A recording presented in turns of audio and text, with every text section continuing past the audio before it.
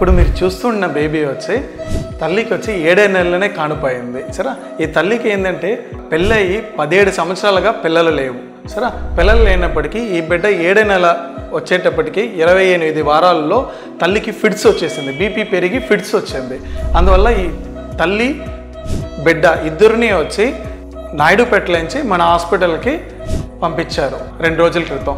మన హాస్పిటల్లో తల్లి వచ్చినప్పటికీ ఫిట్స్తో పాటు రావడం, ఆ ఫిట్స్ కంట్రోల్ చేయించి బిడ్డని ఎమర్జెన్సీగా సిజేరియన్ చేయించి బిడ్డ డెలివరీ అయిన వెంటనే బరువు తక్కువగా పుట్టి 1 కిలో బిడ్డ, దాంతోపాటు బిడ్డకి ఆయాసం ఉండడం, శ్వాసం పీల్చుకోవడం కష్టమేనంటే వెంటిలేటర్ మిషన్ దారి పెట్టించి ఊపిరితిత్తులు మందు ఇప్పించి ఊపిరితిత్తులన్నీ కొంచెం ఎదుగుదల వచ్చిన తర్వాత తీసి ఈ రోజుకి మనం ముక్కుదారి ట్యూబ్ ఆక్సిజన్ మిషన్ దారి శ్వాసం అందిస్తున్నాం.